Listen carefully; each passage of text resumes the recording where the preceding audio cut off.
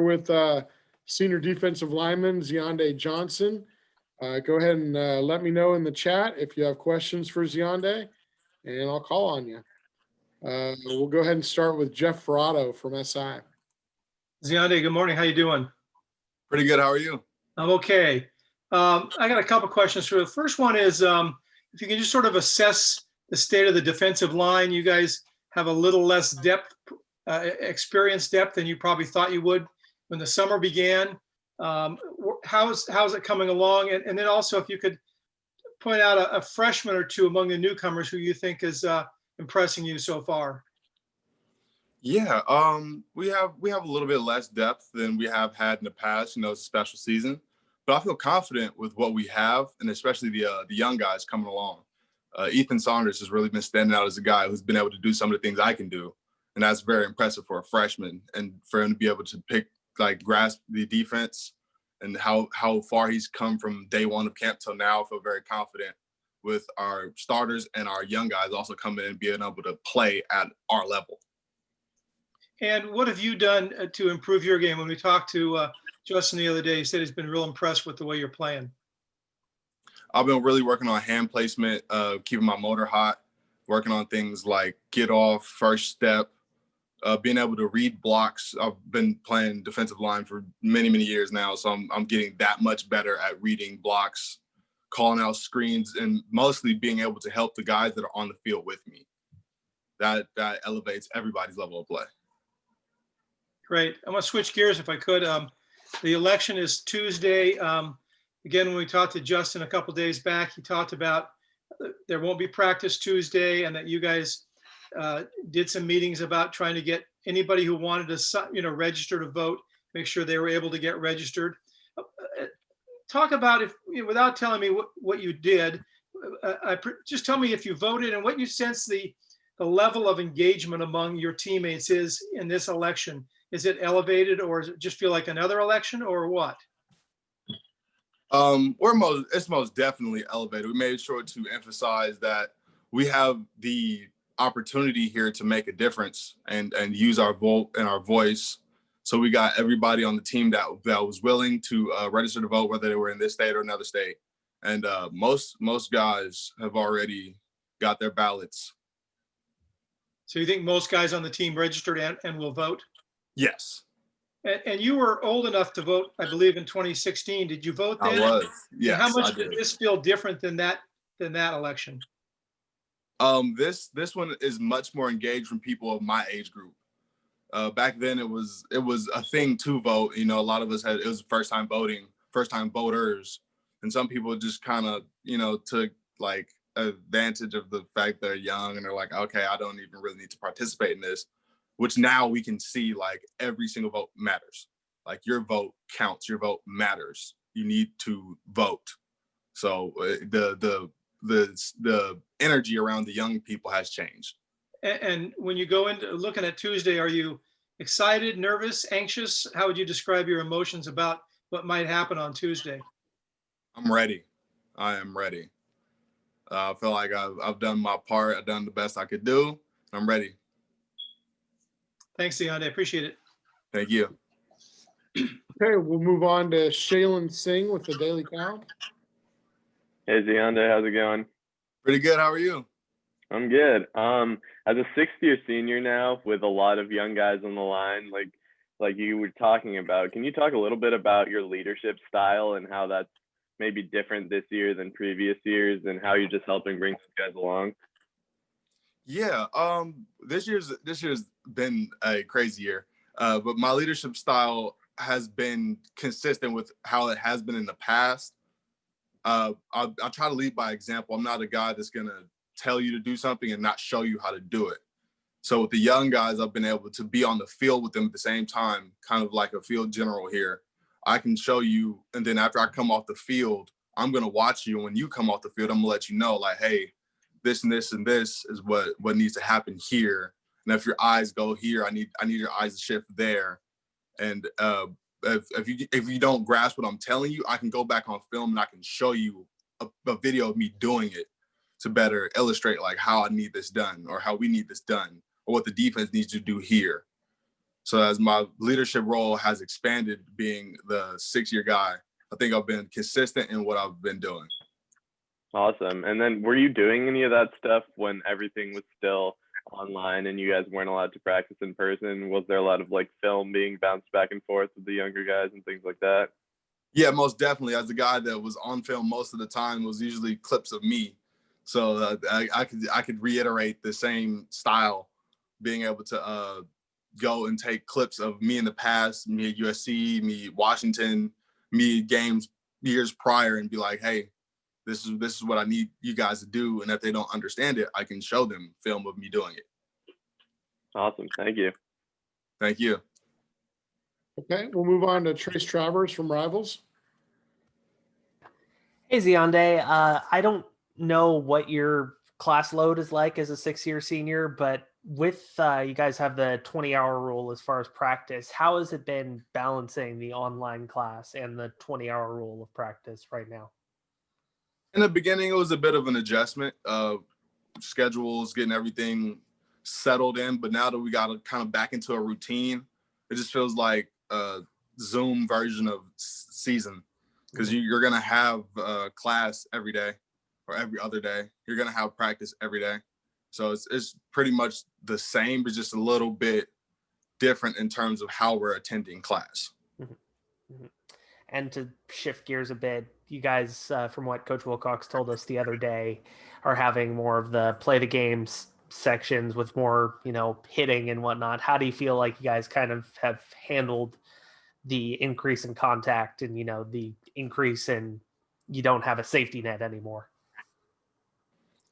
I think we've been doing pretty well. I think most of our guys are finally conditioned to play football, like full go. If they could put the ball, roll the ball out, we're ready to play. And I think getting these guys situational reps has been very important, because we have a game coming up, and then the game, there's no time to practice situation. You're in it live. It's live bullets.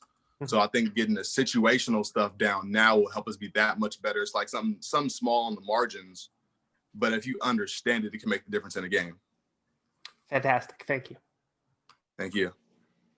Okay, we'll move to Jasper Sundin of the Daily Cal. Hey, Zeandae, real quick, you talked about, I think Trace asked you about like adjusting to a different type of schedule. How do you feel like the younger guys are adjusting? You've been around, you've had a lot of experience, but how do you feel like some of the new guys are working that out? I think they're doing probably better than us, because this is all they know. They haven't had the experience with the other schedules, so this is what they know. This is how they operate here. So to them, it's regular, because that's all they've known since the beginning of college. Absolutely. And then I got a couple questions about Brett. I'm doing a feature on him, so I got to talk to the guy. He said, at least he said, people will say he looks a little funky on film, that he's a little more flexible. Can you comment on any of that? That is one of the most flexible people I've ever met. And and when you first meet him, you probably wouldn't assume that he's that flexible. But to watch him on film and some of the movements he's making, you're like, it was a screen where he got clubbed and it looked like he was going to fall, but somehow he got his body down low enough to redirect and cut the screen off. And I was just so confused as to how he didn't trip and how he was able to absorb into the ground like that. Shout out to Coach Beck, absorbing into the ground and being able to redirect and get to the screen when somebody else would have just got, a lesser athlete probably would have just crumpled. Absolutely. And then he talked about like getting on the field and then just sort of like getting in the zone as the game goes on, which I don't know, I guess everyone does that in their own way, but can you talk a little bit about what he's like, in the game once the whistle blows? Yeah. Brett, as far as zeroing in goes, like he's the opposite of mind wandering. Like he is laser focused to the point where it seems like he's dang near a robot. Like he's just wired to go. That's it. Like he's not talking too much beyond like reiterating the calls.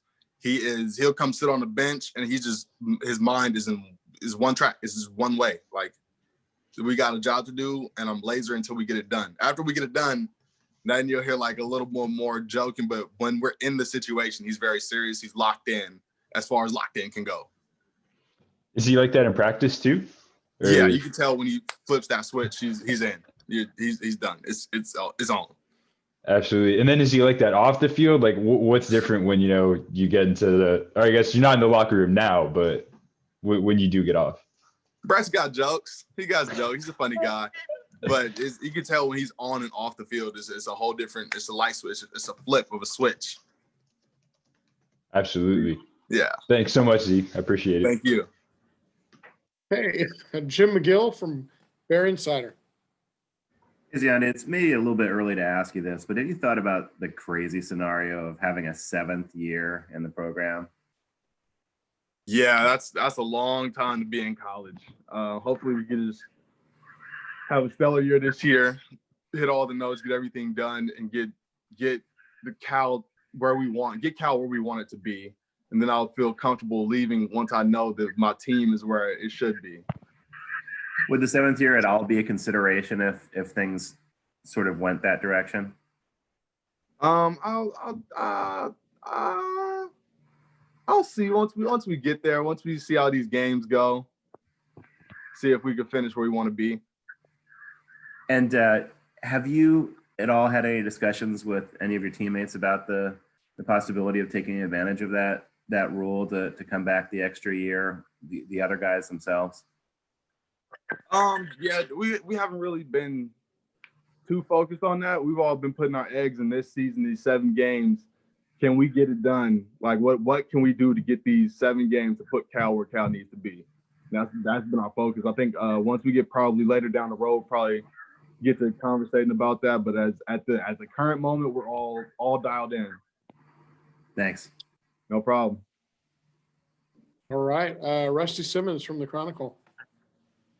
Hey, Zeandae, you guys have an experienced offensive line back. How much does that help you and Brett in practice, push you guys, and vice versa? How much are you two pushing that line?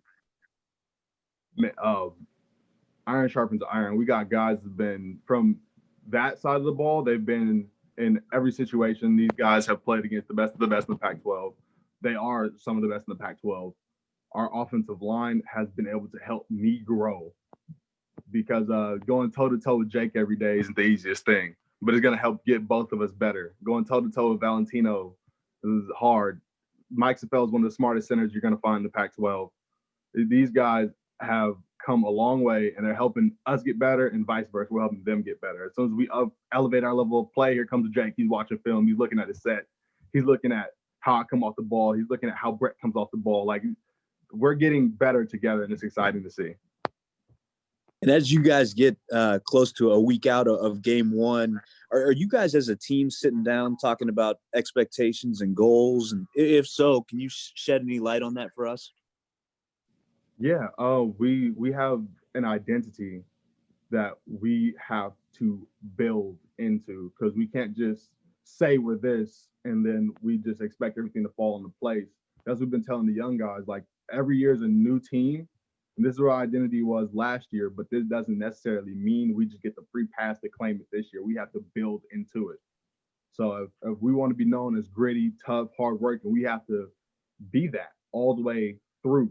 Like, we have to be smart in our situational football. We have to be tough when it's 3rd and short. We got to be smart when they're backed up and not jumping off.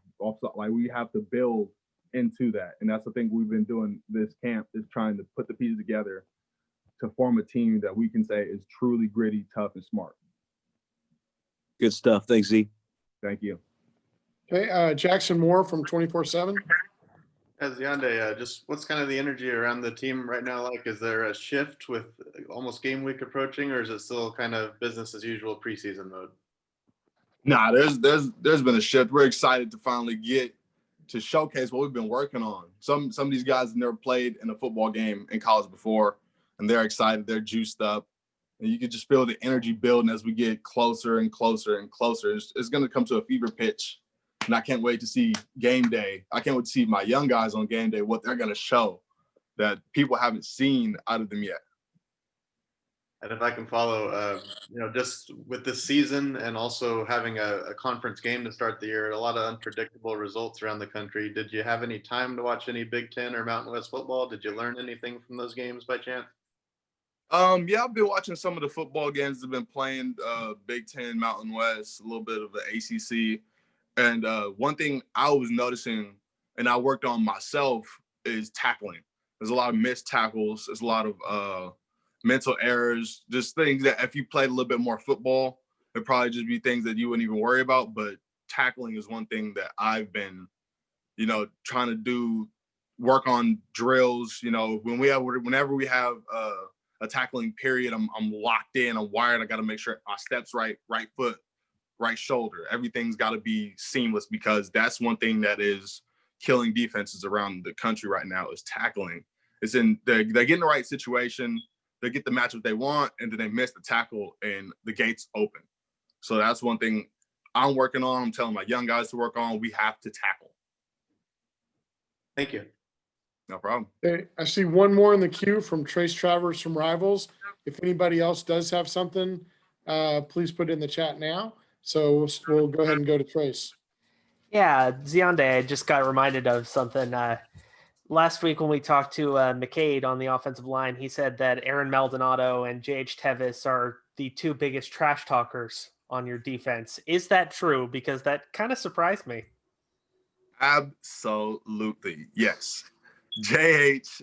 Tevis and Aaron Maldonado are the guys that are going to be chippy. They're going to get at you.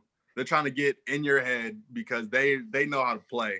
And they know if they get you off your game just that much is going to be an advantage toward them, because at the end of the day, we play defense. And if we can get into your head and you know where you're going, you know the assignments, that gives us a second more to read. As soon as you take a step off, that gives us the step we need, because you already start the play with a little bit of a step. And they got you thinking about all this other stuff, and you're not thinking about your assignment, we get advantage defense. Are they just like, what do they say really? I know you probably can't say exactly what they say, but is it just like making fun of guys or what?